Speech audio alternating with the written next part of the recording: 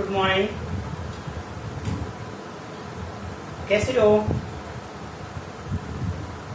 12th biology online class में lesson number 4 unit first पाठों में जन्म की विशिष्ट विधियां, ये लेसन चल रहा था। इस लेसन में कल की ऑनलाइन क्लास लगी थी। कल की ऑनलाइन क्लास में इससे संबंधित कुछ जानकारियां, एपोमिक्सस, उसकी डेफिनेशन, उसके टाइप्स, ये कल की क्लास में अपन बता चुके थे।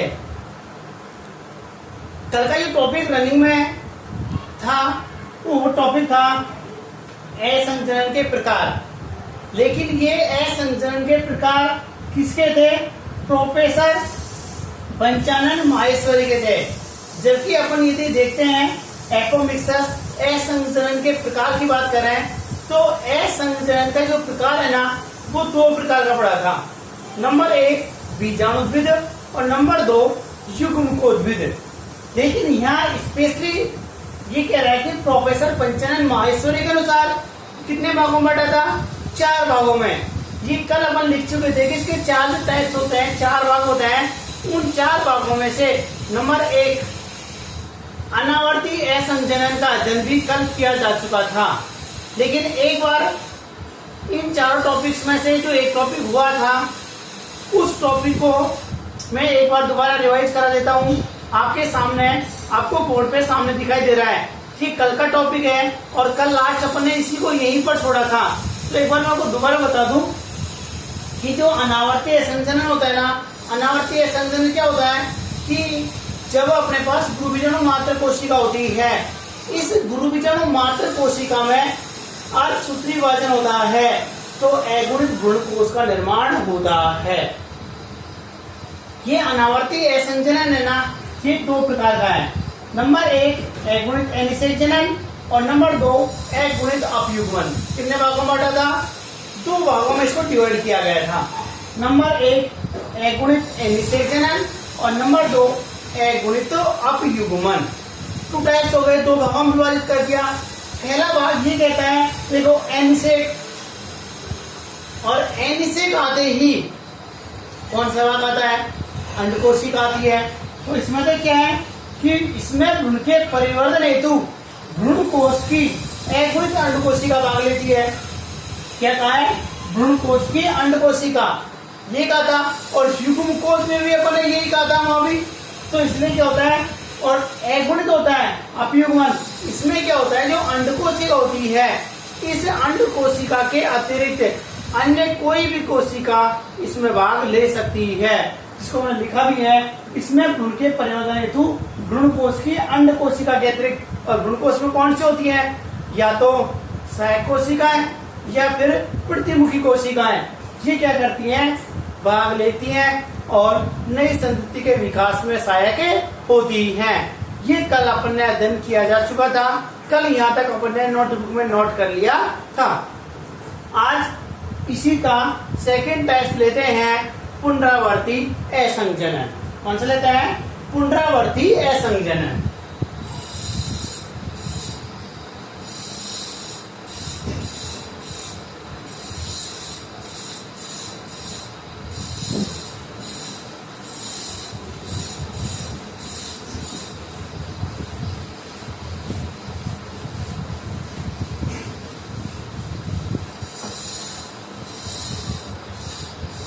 इसके दूसरा भाग आता है पुनरावर्ती असंचरण।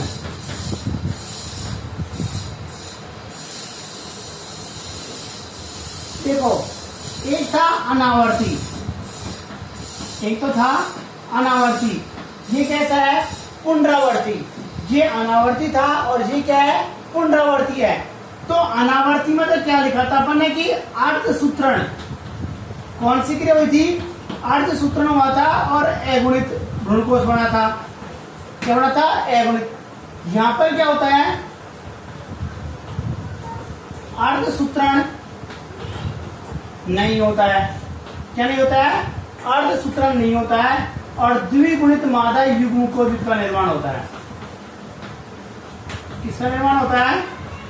द्विगुणित 2n मादा युग्मकोद्भिद का निर्माण होता है। सबसे पहले तो अंतर आपको ये देखना है कि इसमें तो गुरु बीजाणु मात्र कोशिका अर्धसूत्री विभाजन द्वारा या अर्धसूत्रण द्वारा अगुणित भ्रूणकोश का निर्माण करता है, जबकि इसमें क्या होता है कि अर्धसूत्रण क्रिया नहीं होती है और अर्धसूत्रण क्रिया नहीं होने से जो मादा युग्मकोद्भिद का निर्माण होता है, ये मादा युग्मकोद्भिद कैसा बनता है?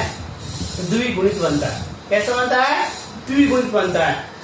पुनरावर्ती असंजनन होता है ना, ये पुनरावर्ती असंजनन को किस प्रकार से स्पष्ट करें? क्या लिखेंगे इसको? इस प्रकार की प्रक्रिया में या इस प्रकार के असंजनन में आप बिना अर्धसूत्रण के ही द्विगुणित मादा युग्मकोद्भिद का निर्माण होता है, पुनरावर्ती असंजनन कहलाता है। इसको एक बार नोट कर लीजिए। इसके दो टाइप्स हैं, दोनों टाइप्स का आगे पढ़ेंगे। इसमें क्या लिखेंगे?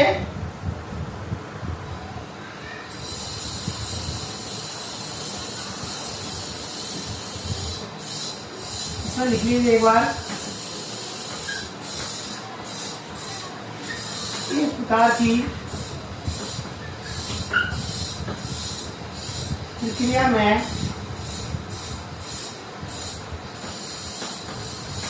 मादा युग्मकोद्भिद, इस प्रकार की प्रक्रिया में मादा युग्मकोद्भिद का निर्माण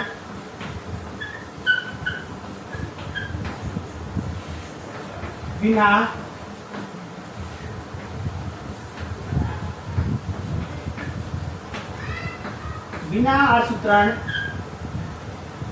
व बिना निषेचन के होता है। ये अपन अभी लिखा था कि अर्धसूत्रण नहीं होता है, और जो अर्धसूत्रण नहीं होगा तो बनने वाला जो मादा युग्मकोद्भिद कैसा है? द्विगुणित होएगा। सीधी सी बात है, जहां कहीं भी अर्धसूत्री विभाजन नहीं होता है तो बनने वाले जो प्रोसेसिंग होती है ना, क्लोन्स होते हैं, वो 2n होते हैं।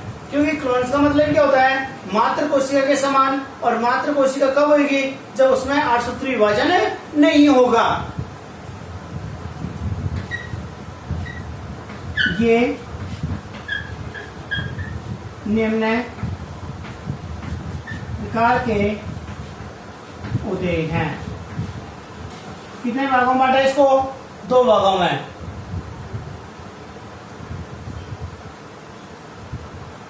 कितने भागों में बांटा इसको? 2 भागों में।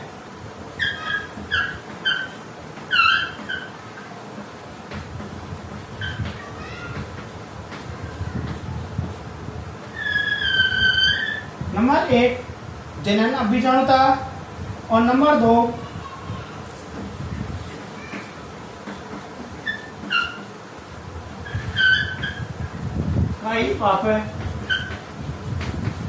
बीजाणुता।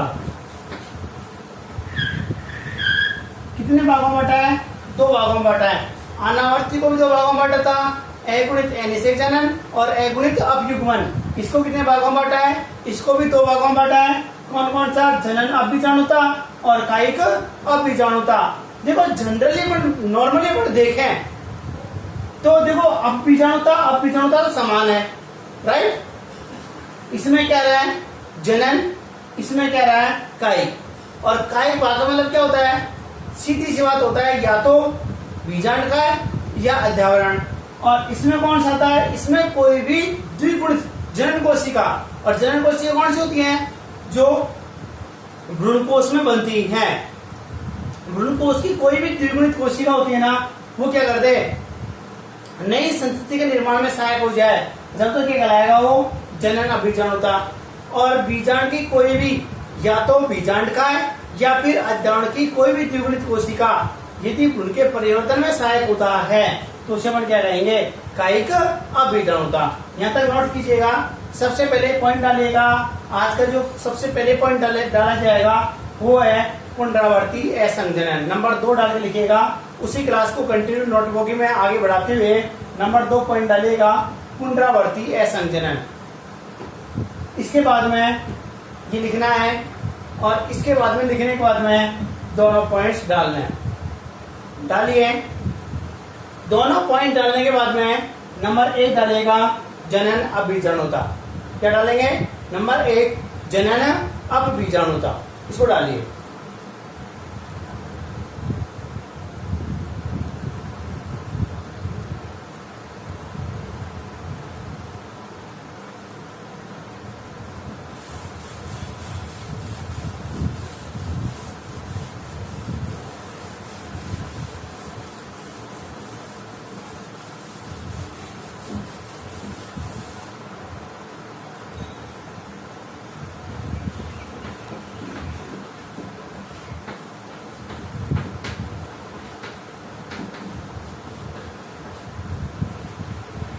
जनन अभिजाणुता।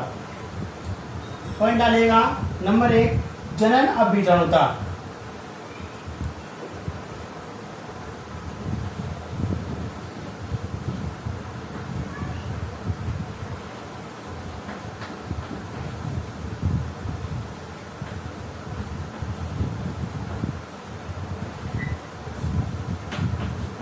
जब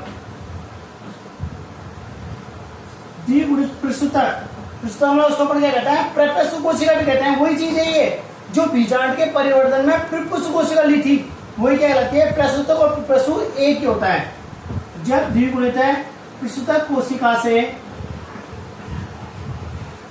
बने द्विगुणित भ्रूण कोश की द्विगुणित भ्रूण कोश की कोई भी कोशिका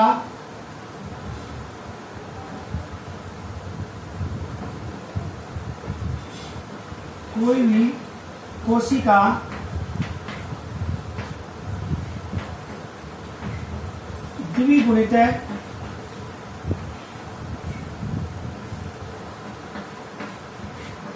भ्रूण का परिवर्धन करती है जनन अभिजाणुता।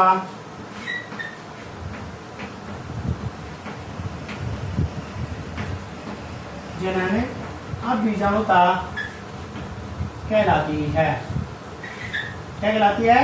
देख लो, बात हुई यही है। क्या लिखा था अपन ने? द्विगुणित भ्रूणकोश। और द्विगुणित भ्रूणकोश की कोई भी कोशिका, और कैसे होगी ये? द्विगुणित होंगी। और द्विगुणित होगी क्यों? क्योंकि अर्धसूत्री विभाजन हुआ नहीं है, और अर्धसूत्री विभाजन नहीं हुआ तो कोशिका कैसी बनेगी? ये द्विगुणित बनेगी। ये इनकी कोई भी कोशिका यदि द्विगुणित भ्रूण का निर्माण कर देती है तो इसे हम क्या कहते हैं? जनन अभिजाणुता कहते हैं। और दूसरा जो पॉइंट आता है वो आता है कायिक अभिजाणुता। नंबर 2 पॉइंट डालेगा कायिक अभिजाणुता।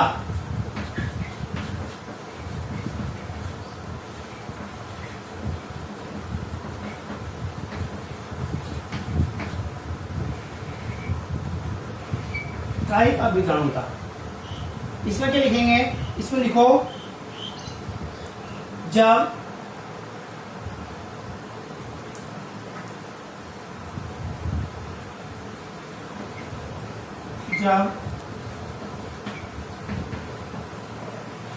बीजांडकाय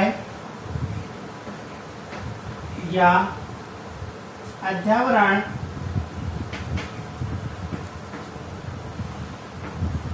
की द्विगुणित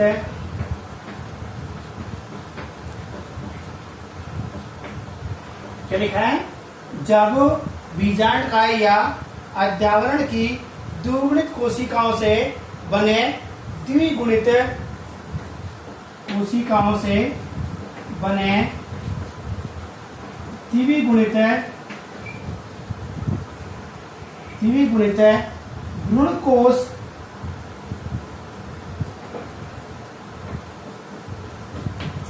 द्विगुणित भ्रूणकोश की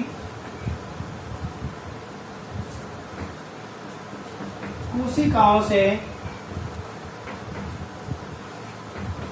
कोशिकाओं से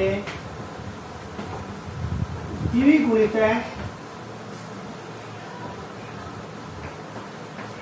भ्रूण का परिवर्धन होता है।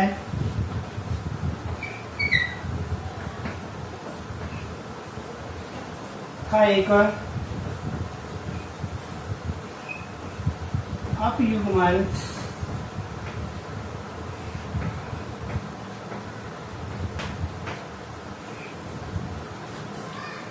दोनों पॉइंट्स में आपको डाले हैं।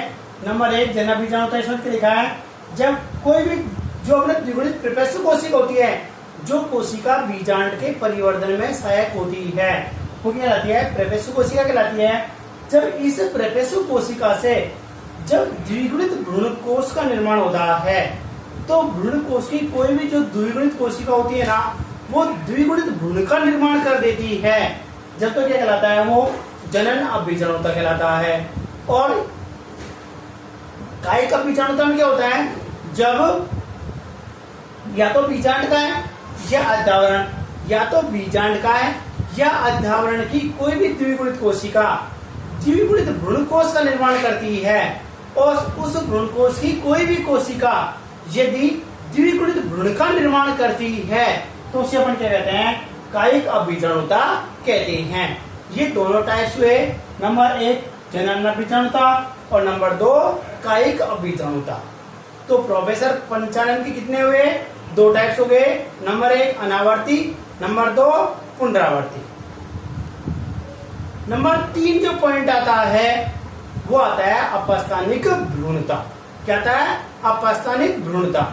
यहाँ ध्यान रखिएगा, यहाँ बीजांड का है और अधावरण की द्विगुणित कोशिका से भ्रूणकोश बन रहा है, जबकि जो अपस्थानिक जो भ्रूणता पढ़ेंगे, अपस्थानिक भ्रूणता में या तो बीजांड का या अधावरण की कोशिका से डायरेक्ट भ्रूण का परिवर्तन होगा।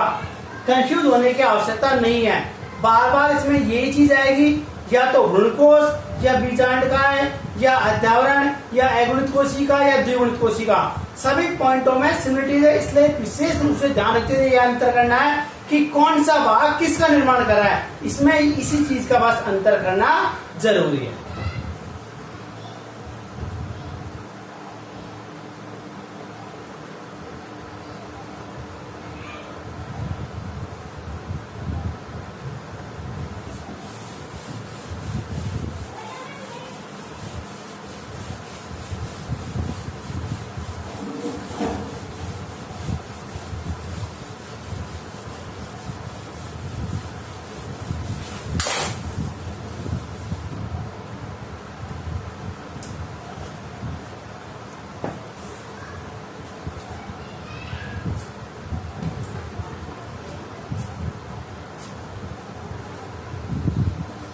नंबर 3 आता है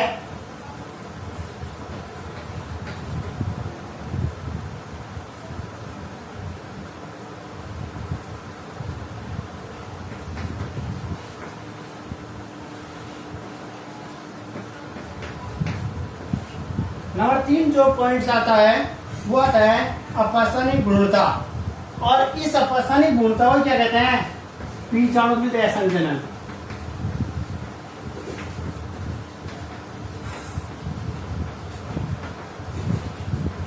ये बीजाणुद्वित असंजनन आते ही आपके दिमाग में याद आना चाहिए कि कौन सी कोशिका भ्रूण का परिवर्धन करती है, क्योंकि बीजाणुद्वित अपने सबसे पहले पढ़ा था कि बीजाणुद्वित और युग्मकोद्वित। बीजाणुद्वित हमेशा 2n, और 2n कौन सी होती है? या तो बीजांड का है या फिर अधावरण। इसलिए इसमें किससे बनेगा? या तो बीजांड का है या अधावरण से भ्रूण का परिवर्तन होगा। क्या कहलाएगी? अपस्थानिक भ्रूणता कहलाती है। इसमें ये चीज लिखनी है, लिखिए क्या लिखेंगे इसमें? इस जब बीजांड का है या अध्यावरण, जब बीजांड का है या अध्यावरण से द्विगुणित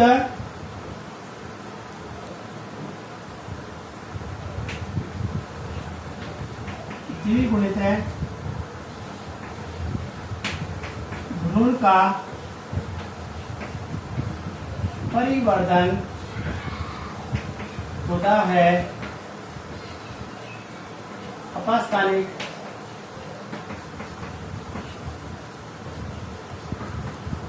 भ्रूणता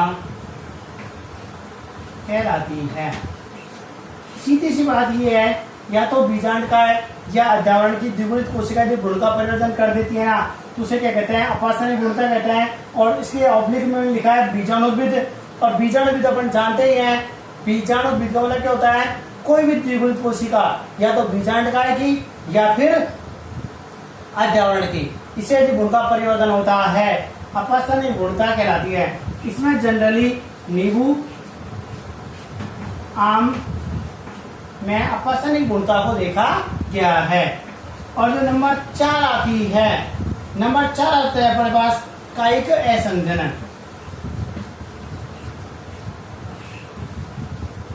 नंबर 4 लिखेगा, 3 हो गए कंप्लीट, नंबर 4 डालिए।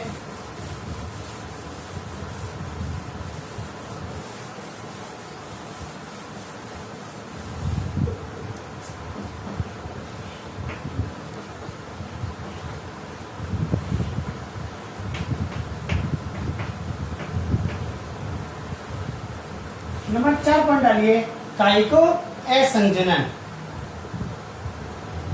देखो कहीं भी काय भाग आता है, काय का मतलब क्या होता है, जड़ तना और पत्ती होता है। और जड़ तना पत्ती आते ही पुष्प का नाम तो रहेगा ही नहीं, क्योंकि काय का मतलब क्या होता है, जड़ तना पत्ती होता है। और जबकि अपन जनन पढ़ रहे हैं आवर्त बीजी पाठों में किसे होता है, पुष्पन क्रिया में पढ़ रहे हैं, इसलिए यहाँ पुष्पन का तो नाम ही नहीं आना चाहिए। जहाँ कहीं भी काय आता है तो काय का मतलब क्या होता है, जड़ तना पत्ती या पुष्प के अतिरिक्त कोई अन्य स्ट्रक्चर बन जाती है और वो नई संस्कृति का निर्माण कर देती है, तो उसे अपन क्या कहते हैं, कायिक असंजनन कहते हैं। ये आपने पढ़ा भी है लेसन नंबर 1 में। जन्म की जो विधियां थी, उस जन्म की विधिया में आपने पत्र प्रबल कलिकाओं द्वारा या जन्नांगों द्वारा काय जन्म पढ़ा था। वो जो जन्नांगों द्वारा आपने काय जन्म पढ़ा था ना, वो ही क्या है, कायिक असंजनन है। क्या ये कायिक असंजनन है। इसमें पुष्प के अतिरिक्त कोई भी पत्र प्रकलिका या कायिक प्रवर्ध और नई संस्कृति के निर्माण में सहायक होते हैं, तो उसे हम क्या कहते हैं, कायिक असंजनन कहते हैं। नोट कीजिए इसको, पॉइंट डालिएगा। सबसे पहले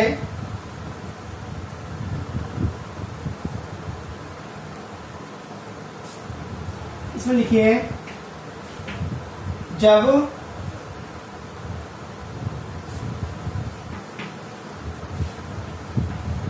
पुष्प के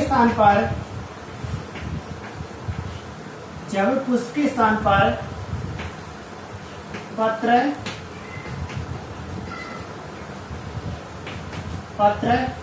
प्रकलिकाओं या कायिक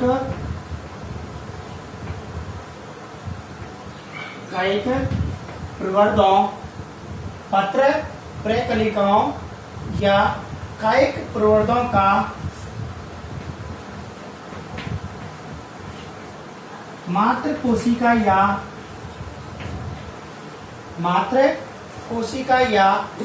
मात्र पादप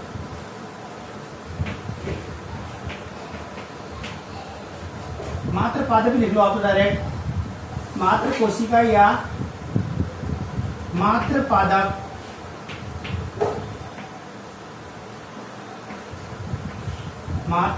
पर रहते हुए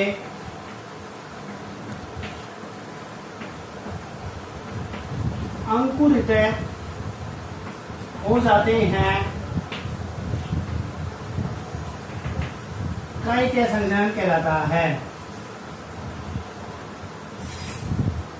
कायिक असंजनन कहलाता है। मैंने जब एक बेसिक पॉइंट डाला, आपसे कहा था कि यहाँ पुष्प का तो नाम ही नहीं है, पुष्प के स्थान पर या तो पत्र पढ़कर लिखा हो, जो जन्मांगों द्वारा आपने टाई जन्म पढ़ा था, वो मात्र पादप पर रहते हुए अंकुरित हो जाए और नई संतति के निर्माण में सहायक हो जाए, तो उसे हम क्या कहते हैं? कायिक असंजनन कहते हैं। ये कायिक असंजनन होता है ना, इसमें जड़, तना, पत्ती या कोई भी आपको पुष्प के अतिरिक्त कोई भी संरचना ले रही है जो नई संतति के निर्माण में सहायक होती है। जनरली अपन देखते भी हैं, प्याज है, अगेव है, इनमें इसी प्रकार का असंजनन पाया जाता है। तो प्रोफेसर पंचानन माहेश्वरी के अनुसार कितने पार्ट्स हुए? 4 पार्ट्स हुए। कौन कौन सा? नंबर 1 अनावर्ती, अनावर्ती में 2 भाग पड़े थे। कौन कौन सा? नंबर 1 एनिषेक जनन और नंबर 2 अपयुग्मन, अगुणित एनिषेक जनन और अगुणित अपयुग्मन। फिर नंबर 2 आया था पुनरावर्ती, पुनरावर्ती में 2 पड़ा था, जनन अभिजनता और कायिक अभिजनता। नंबर 3 अपस्थानिक गुणता और नंबर 4 कायिक असंजनन। ये प्रोफेसर पंचानन माहेश्वरी के अनुसार ये चारों टाइप्स कंप्लीट हो चुके हैं। एपोमिक्सिस को 4 भागों में बांटा था, चारों भाग मैंने आपको बता दिए हैं। अब जो आगे पॉइंट्स आता है असंजनन का महत्व, इंपॉर्टेंस ऑफ एक्सोमेसेक्स।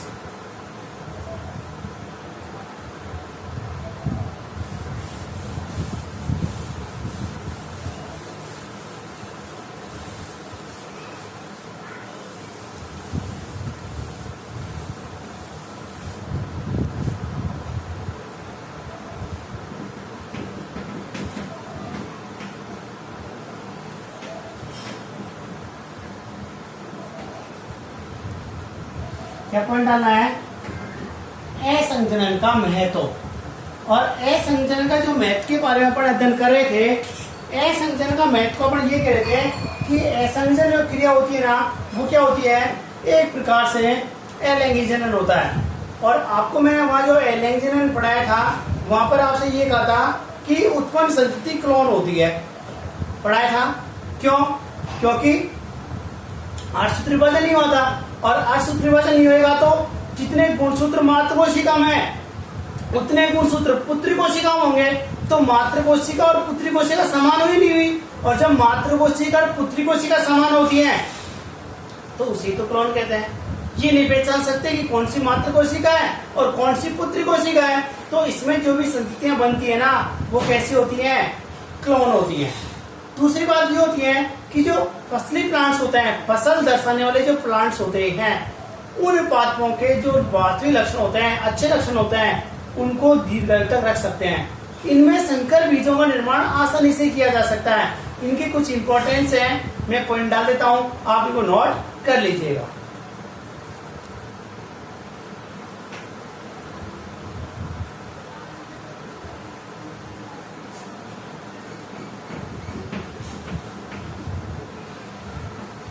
असंजनन से बनी संततियां, असंजनन से बनी संततियां मात्र पादप के समान होती हैं,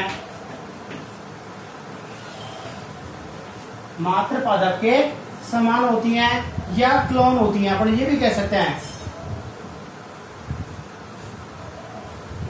इनमें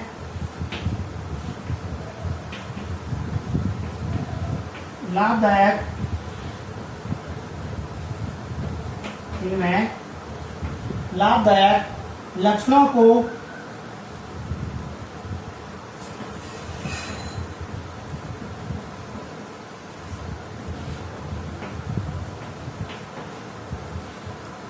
फसली पादपों में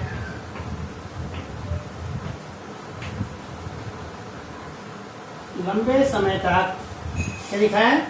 इनमें लाभदायक लक्षणों को फसली पादपों में लंबे समय तक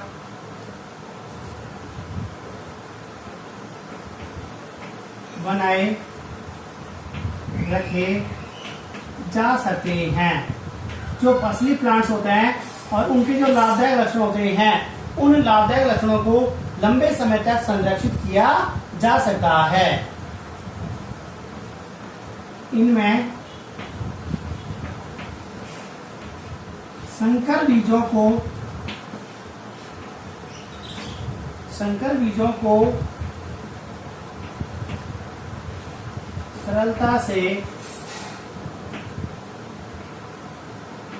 उत्पन्न किए जा सकते हैं। अभी मैंने कहा था आपको जो संकर बीज होते हैं, हाइब्रिड जो सीड्स होते हैं उनको आसानी से उत्पन्न किए जा सकते हैं।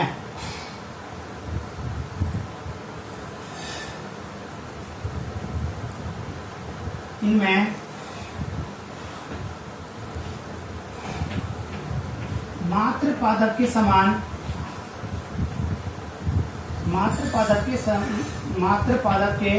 समान संततियों के क्लोन तैयार किए जा सकते हैं। ये कुछ इंपॉर्टेंट पॉइंट्स हैं जो असंचरण के महत्व को दर्शाते हैं। इनको नोट कीजिएगा और असंचरण का टॉपिक कंप्लीट होता है।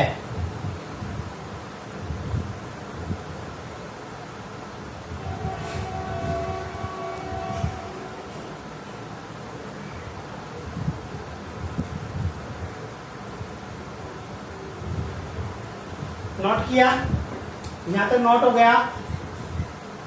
ये एक टॉपिक एपोमिक्सेस कंप्लीट हो जाता है।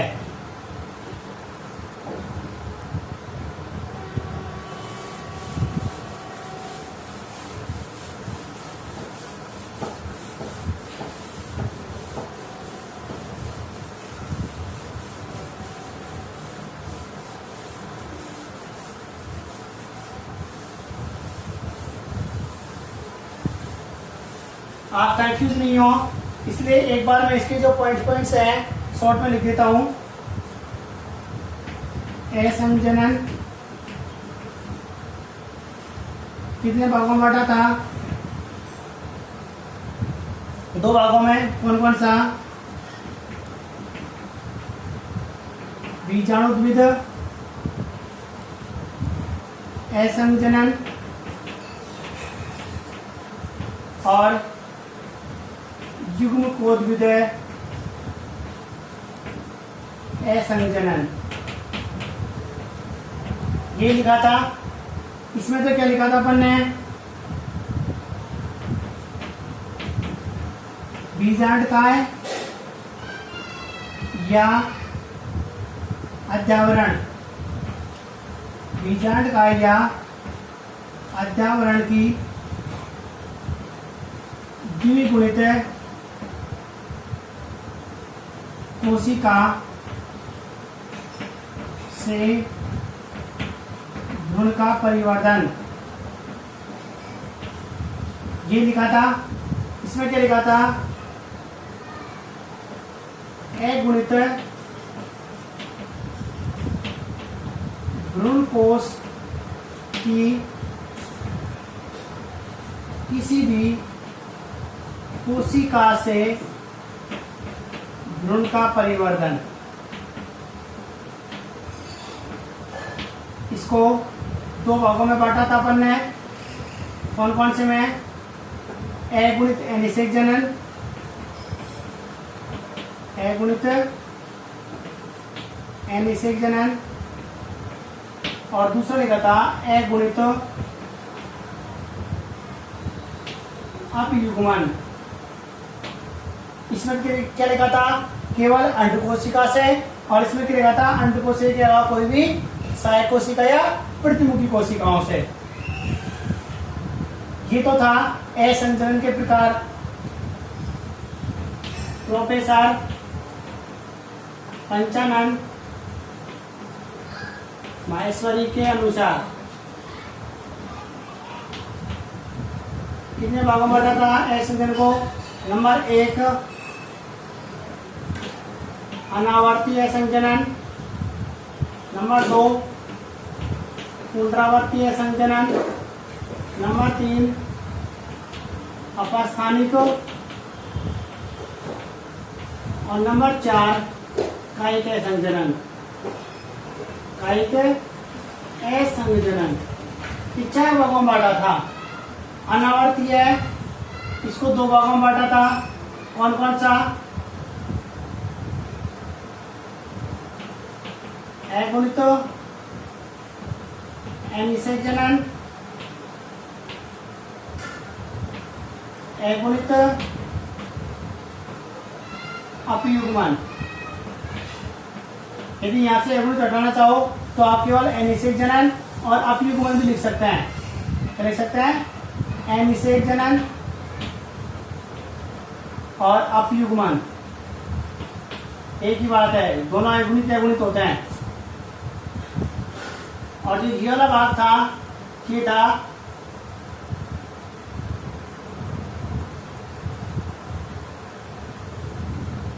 जनन अपबीजाणु था और नंबर था कायिक अपबीजाणु था।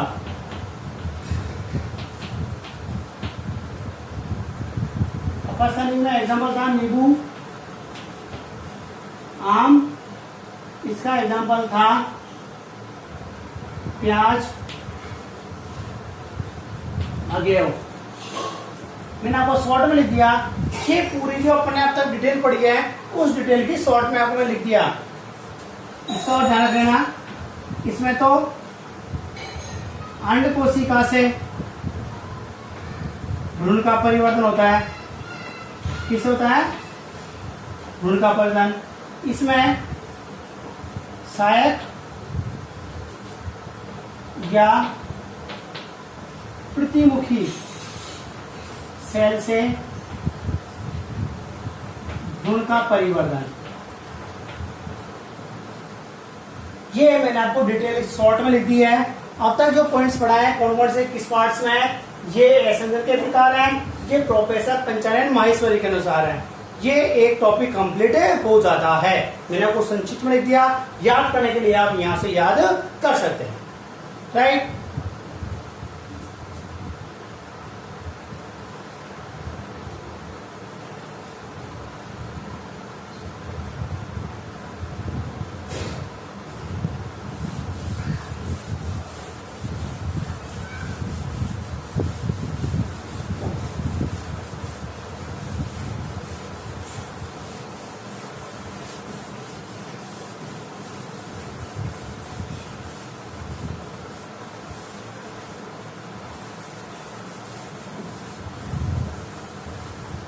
जो नेक्स्ट टॉपिक आता है वो आता है अनिषेकबीजता।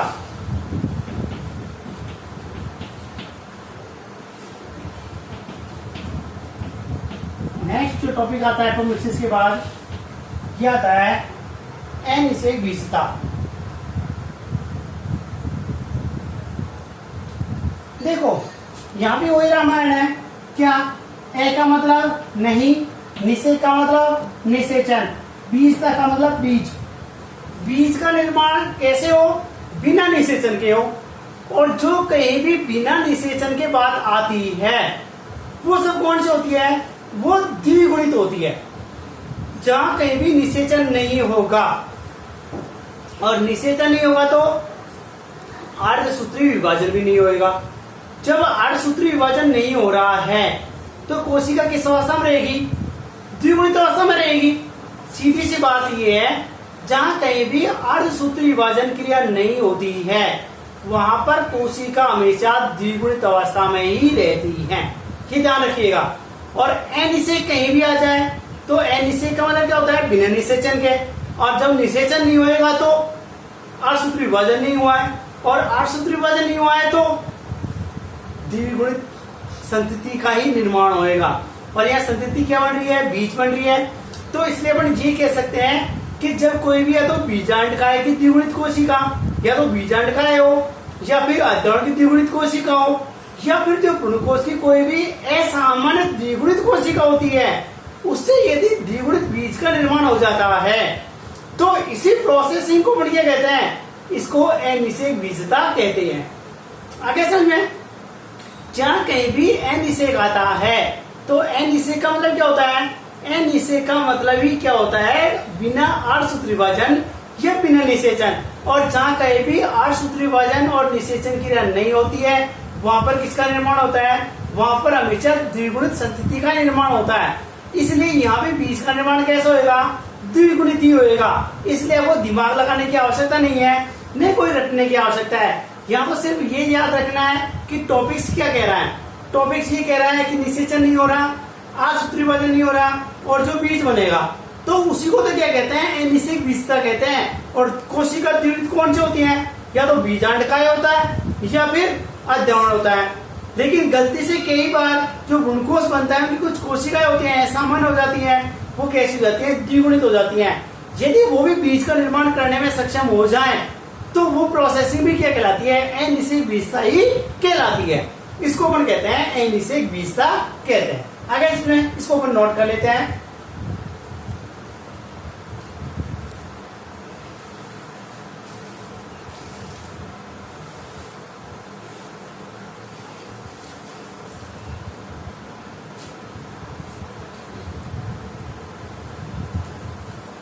पॉइंट डाला, पॉइंट डालने में क्या लिखेंगे इसमें?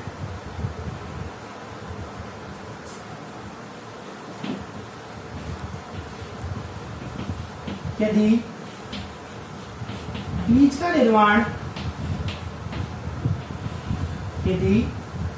निर्माण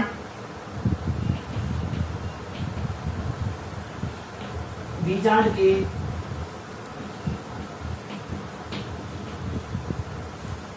द्विगुणित कोशिका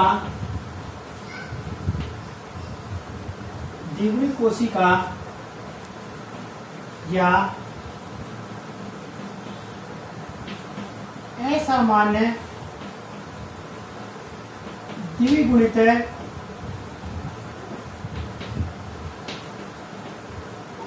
भ्रूणकोश की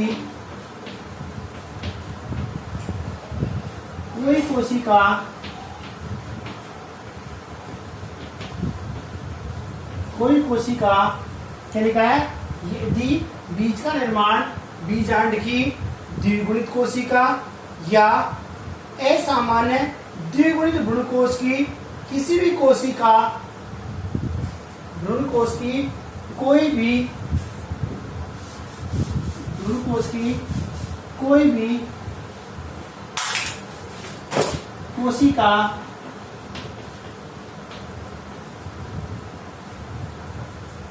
करती है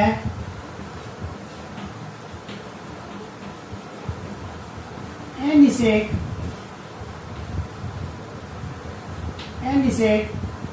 बीजता कहलाती है। क्या कहलाती है? अनिषेक बीजता कहलाती है। क्या लिखा है? जब बीजांड काय की द्विगुणित कोशिका बीजांड काय हो या फिर ये अद्यवण हो सकता है, इसकी यदि कोई भी द्विगुणित कोशिका या फिर द्विगुणित भ्रूणकोश की कोई भी असामान्य कोशिका यदि बीज के निर्माण में सहायक होती है तो इसे हम क्या कहते हैं? अनिषेक बीजता कहते हैं। ये क्या कहलाती है? अनिषेक बीजता कहलाती है। अपन इसमें क्या लिख सकते हैं? क्योंकि द्विगुणित बना है तो बीज कैसा हुआ? मात्र पादप के समान होएगा। क्योंकि द्विगुणित तो कोशिका है और द्विगुणित बीज है, तो द्विगुणित होगा तो मात्र कोशिका के समान होएगा। इसलिए इस पॉइंट को हम नोट कर लेते हैं। क्या लिखेंगे?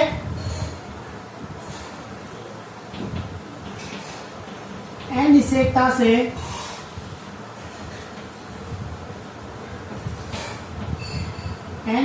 से उत्पन्न हुए बीज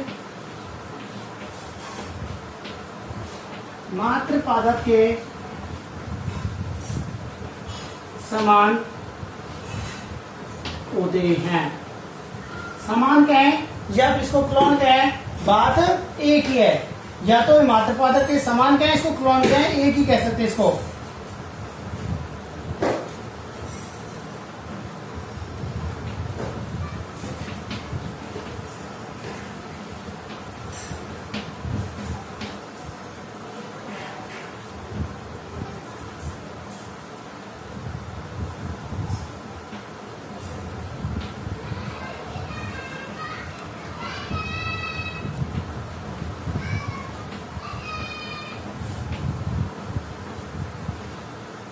अभी जो पिछला पॉइंट पढ़ा था, लास्ट टॉपिक पढ़ा था अपाषाणिक पूर्णता। ये जो अपाषाणिक पूर्णता होती है ना, ये भी एक प्रकार से अनिश्चित विशेषता होती है। इसको भी अपन क्या कह सकते हैं, अनिश्चित विशेषता कह सकते हैं। अपाषाणिक पूर्णता भी एक प्रकार का अनिश्चित विशेषता होती है।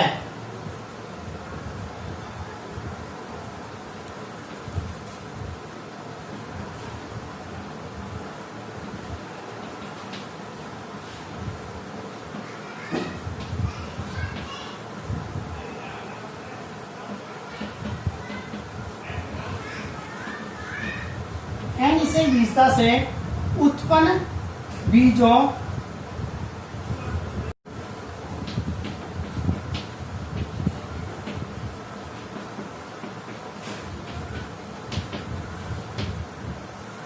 अनिश्चित विशेषता से उत्पन्न बीजों के निर्माण के दौरान सामान्य लैंगिक जनन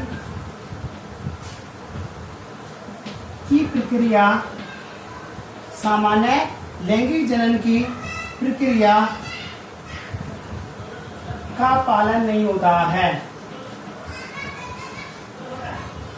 पालन नहीं होता है। ये क्या कहलाती है, ये अनिश्चित विशेषता कहलाती है। इसे क्या कहते हैं अपन, अनिश्चित विशेषता कहते हैं। यदि बीज का निर्माण बीजांड की द्विगुणित कोशिका या असामान्य द्विगुणित भ्रूणकोश की कोई भी कोशिका से होता है तो उसे क्या कहते हैं, अनिश्चित विशेषता कहते हैं। अनिश्चित विशेषता से उत्पन्न जो बीज होते हैं वो मात्र पादप के समान होते हैं या मात्र पादप के क्लोन होते हैं। अपाषाणिक जो पूर्णता होती है ये भी एक प्रकार का अनिश्चित विशेषता ही होती है। और अनिश्चित विशेषता से जो बीजों का निर्माण किया जाता है उसमें लैंगिक जनन की किसी भी प्रक्रिया का पालन नहीं होता है। ये अपन ने क्या पढ़ा है, ये अपन ने अनिश्चित विशेषता का अध्ययन किया है। तो कितने टॉपिक कंप्लीट हो गए, आज 2 टॉपिक कंप्लीट हो गए। नंबर 1 असंजनन और नंबर 2 अनिश्चित विशेषता। ये दोनों टॉपिक कंप्लीट हो गए हैं। दोनों टॉपिक कंप्लीट होने के बाद इनकी डिटेल्स मैंने आपको लिख दी है। इसके अलावा आपके ग्रुप्स में मैंने आपको PDF फाइल डाल रखी है नोट्स की। आप नोटबुक में जब नोट करते हैं तो आप उस PDF का सहारा ले सकते हैं नोट्स बनाने के लिए। और यदि फिर भी आपको कोई प्रॉब्लम्स आती है तो आप कमेंट्स में उसका आंसर ले सकते हैं। आज की जो ऑनलाइन क्लास है, आज की ऑनलाइन क्लास को यहीं ऑफ करते हैं। 2 टॉपिक कंप्लीट हो चुके हैं। दोनों टॉपिक आपको तैयार करने हैं, साथ के साथ तैयार करने के साथ साथ आपको याद भी करने हैं, क्योंकि कोविड-19 का जो महामारी वैश्विक चल रही है, इस बीमारी के कारण अभी स्कूल कब ओपन हो इसका भी कोई दिशा निर्देश राज्य सरकार से प्राप्त नहीं हुए हैं। इसलिए आप अपनी पढ़ाई ध्यान में रखते हुए नोट्स बनाएं, अध्ययन करें और समय का सदुपयोग करें, क्योंकि जैसे स्कूल खुलते हैं वाइवा सिलेबस बहुत लेंथी है, उसके बाद में नेक्स्ट सिलेबस कराया जाएगा। तो इसलिए छुट्टियों में जो अब तक एक यूनिट कंप्लीट हो जाती है, इस यूनिट को साथ के साथ आपको याद भी करना है। नोट्स तैयार करने हैं, याद करना है। और अन्य बुक्स में भी आपको कोई चीज मिलती है तो आप उनको नोट कर लीजिएगा। बहुत सारी बुक्स होती हैं, सब में अलग अलग मैटर होता है। आपको कहीं से भी कोई भी चीज नहीं लगती है तो आप उसको अलग से नोट कर लीजिएगा। या फिर आपको कोई प्रॉब्लम्स आती है तो उस बुक्स में भी आपको टॉपिक नहीं समझ में आता है तो आप उस टॉपिक के बारे में ऑनलाइन क्लास में अध्ययन कर सकते हैं। आज की क्लास को यहीं ऑफ करते हैं।